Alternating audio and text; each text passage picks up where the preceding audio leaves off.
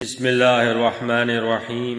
حضرت حسن بصری رحمۃ اللہ علیہ نے حضرت امیر المومنین عمر بن عبدالعزیز رحمۃ اللہ علیہ کو ایک خط لکھا جس میں حمد و صلات کے بعد تحریر فرمایا کہ دنیا پوچھ کا گھر ہے، یہ رہنے کا گھر نہیں ہے۔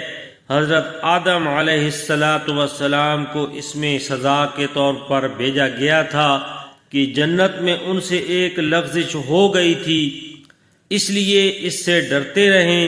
اس کا توشہ اس کو چھوڑ دینا ہے، اس کا غنا اس کا فقر ہے، یعنی اس میں غنی وہی شخص ہے جو ظاہر میں فقیر ہے۔ یہ ہر وقت کسی نہ کسی کو ہلاک کرتی رہتی ہے، جو اس کو عزیز سمجھے اس کو یہ ذلیل کرتی ہے، جو اس کو جمع کرنے کا ارادہ کرے اس کو یہ دوسروں کا محتاج بناتی ہے۔ یہ ایک زہر ہے جس کو انجان لوگ کھاتے ہیں پھر وہ مر جاتے ہیں۔ اس میں ایسی طرح زندگی گزار دیں جیسا کہ زخمی بیمار ہر چیز سے احتیاط کرتا ہے تاکہ صحت نصیب ہو جائے، اور کڑوی دوا اس لیے استعمال کرتا ہے تاکہ مرض طول نہ پکڑے۔ آپ اس مکار دغاباز فریبی سے احتیاط کریں جو محض دھوکہ دینے کی وجہ سے بنتی سنورتی ہے اور دھوکہ سے لوگوں کو مصیبت میں پھنساتی ہے اور اپنی امیدوں کے ساتھ لوگوں کے ہاں آتی ہے اور اپنی منگنی کرنے والوں کو آج کل پر ٹالتی رہتی ہے۔ پس یہ ان کے لیے ایسی بنی ٹھنی نئی دلہن بن جاتی ہے کہ آنکھیں اس پر ٹکٹکی لگا لیتی ہیں اور دل اس کے فریفتہ ہو جاتے ہیں اور آدمی اس کے جانثار بن جاتے ہیں، لیکن یہ کمبخت سب کے ساتھ دشمنی کرتی ہے۔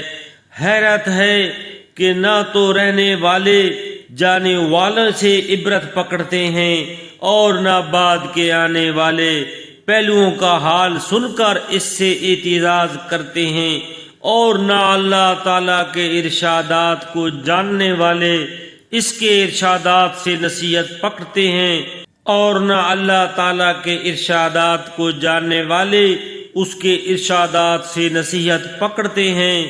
اس کے عاشق اپنی حاجت پوری ہوتی دیکھ کر دھوکہ میں پڑ جاتے ہیں اور سرکشی میں مبتلا ہو کر آخرت کو بھول جاتے ہیں، حتیٰ کہ ان کا دل اس میں مشغول ہو جاتا ہے اور قدم آخرت کے راستہ سے پھسل جاتا ہے۔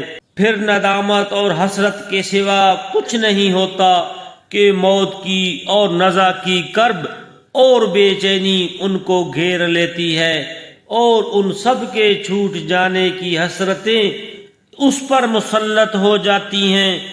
اس میں رغبت کرنے والا اپنے مقاصد کو کبھی پورا نہیں کر سکتا اور مشقت سے کبھی بھی راحت نہیں پاتا، یہاں تک کہ بغیر توشہ لیے اس عالم سے چلا جاتا ہے اور بغیر تیاری کے آخرت میں پہنچ جاتا ہے۔ امیر المومنین اس سے بہت بچتے رہیں اور اس کی نہایت خوشی کے اوقات میں بہت زیادہ ڈرتے رہیں۔ اس پر اعتماد کرنے والا جب کچھ خوش ہوتا ہے تو یہ کسی نہ کسی مصیبت میں اس کو مبتلا کر دیتی ہے۔